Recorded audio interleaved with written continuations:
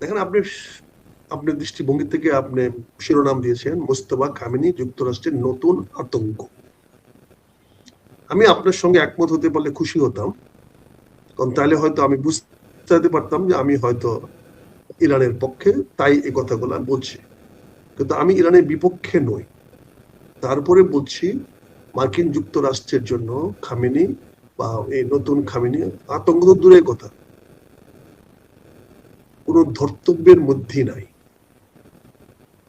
কারণ তার যে টার্গেট ছিল চেঞ্জ রিজিম, শাসক পরিবর্তন করা, সেটা আমেরিকানরা অত্যন্ত দক্ষতার সঙ্গে সফলতা অর্জন করেছে। এবং এই খামেনিকে নতুন মানে ক্ষমতাধর করার মাধ্যমে প্রমাণিত হয়ে গেল যে রিজিম চেঞ্জ হয়ে গেছে। রিজিম অর্থাৎ চেঞ্জ হয়ে যে গেছে। পরিবর্তনটা আমেরিকানরা চেয়েছিল সেই পরিবর্তনটা হয়ে গেছে। এখন আমেরিকা রিজিম চেঞ্জ হয়ে গেছে না, রিজিম চেঞ্জ আমেরিকা তো মানে তো চেয়েছিল নাই, আমেরিকার পছন্দ আগের মতো। খামেনি নাই, নতুন খামেনি আসছে, নাম এক হইতে পারে। নতুন খামেনিকে এই আমেরিকার যুক্তরাষ্ট্র চায়, পছন্দ এই মতো খামেনি চেয়েছে যুক্তরাষ্ট্র বলেই, পারেনি। না এই রস্তম চায় নাই, কিন্তু তাই বলে সে তো এত তাড়াতাড়ি করার এখন কোনো প্রয়োজন নাই। এখানে গ্লোবাল পলিটিক্সটাতে যে জিনিসটা হচ্ছে, আপনি দেখেন ইংল্যান্ডের ইউকে স্ট্যামার সাহেব গেছিল আমেরিকাকে সাহায্য করতে, সেখানে সে মুখের উপর বলছে এখন আর সাহায্যের দরকার নাই, এই যুদ্ধর জয় আমাদের হয়ে গেছে, এখন তোমাকে আমাদের জয়ের সঙ্গে অংশগ্রহণ করানোর কোনো প্রয়োজন নাই। এই কথাগুলো যদি আপনি বিবেচনা না নেন, এই কথাগুলোকে যদি আপনি গুরুত্ব না দেন, তাহলে আমাদের কিছু বলার নাই। কিন্তু আমাদের এই মানে যেহেতু আমরা অনেকটা সময় পার করে আসছি, আমরা বাতাসের গন্ধ দেখে বুঝতে পারি, হয়তো চেষ্টা করে বোঝার যে দুর্গন্ধটা কোন দিক থেকে আসতেছে, বা এটা কিসের দুর্গন্ধ বা কিসের সুগন্ধ। আমেরিকানরা বলেছে ইরানের নেতৃত্ব হইতে হবে আমাদের পছন্দ মতো, পরিষ্কার করে ট্রাম্প বলে দিয়েছে। সে তো বলে নাই আমার কাছে নাম নিয়ে তুমি করো, আমার পছন্দ মতো হতো। এখন আপনি মুস্তফাকে নেতৃত্ব দিয়েছেন, এখন মুস্তফার সঙ্গে ডায়লগ করার সময়টা তো দিতে হবে।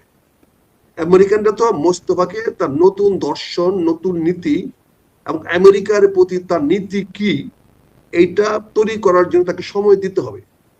তাকে তো প্রথম কথায় বলতে হবে যে তার বাবার যে নীতি ছিল সেই নীতি সে শতভাগ ফলো করবে, অথবা তাকে বলতে হবে আমরা এটার মধ্যে পরিবর্তন আনবো, অথবা বলতে হবে আমরা এটা পরিত্যক্ত করেছি, আমরা একটা নতুন নীতি নিব।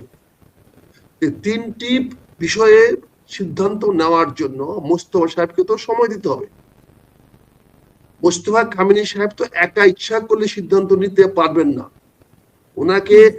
ওনাকে সবকিছু মিলিয়ে, যেটা আমরা বলি stock taking, brigadier general Khaliduzzaman সাহেব আছেন, সেখানে সবকিছু পর্যালোচনা দেখতে হবে তার এখন সাধ্য কতটুকু আছে, সামর্থ্য কতটুকু আছে, কতটুকু সে আগাতে পারবে, তার রেশন আছে কিনা, রসদ আছে কিনা, সৈনিক আছে কিনা, সেইগুলো নিয়ে নতুন করে আবার যুদ্ধে নামতে পারবে কিনা, এই বিষয়গুলো তাকে বিবেচনা নিতে হবে। এই বিবেচনা নেওয়ার জন্য আমেরিকা অবশ্যই তাকে সময় দেবে, ইসরায়েল অবশ্যই তাকে সময় দেবে। ইতিমধ্যে দেখেন লেবাননের প্রেসিডেন্ট আনকন্ডিশনাল সারেন্ডার করেছে, সে বলেছে আমি আর এখানে হিজবুল্লাহদেরকে স্থান দিব না। সে পরিষ্কার করে দিয়েছে হিজবুল্লাহ মানে হলো ইরানিদের মদতপুষ্ট একটি সশস্ত্র বাহিনী, যারা ওখানে কাজ করে, তাদেরকে ওখানে কাজ করতে দেওয়া হবে না। ইসরায়েল বিরোধী কার্যকলাপ তারা হিজবুল্লাহ করে, তাদেরকে সেখানে কাজ করতে আর দিবে না।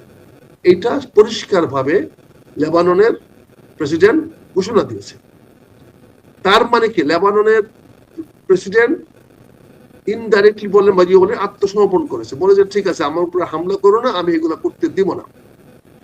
একইভাবে আমেরিকা এবং ইসরায়েল পোজ দিবে, কিছুটা অপেক্ষা করবে, কিছুটা সময় দিবে। তার মধ্যে আক্রমণ বন্ধ করে দিলে তো সিজফায়ার বলতে হবে।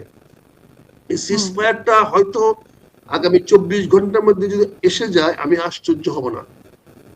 যদি আমেরিকা বা ইসরায়েল ঘোষণা দেয় ঠিক আছে মোস্তফা সাহেব আসছে, আমরা তাকে দেখব, আমরা আরো 7 দিন 1 মাস অপেক্ষা করব, দেখব তার কি নীতি হয়, আমরা এই 7 দিন আর আমরা ইরানকে আক্রমণ করব না।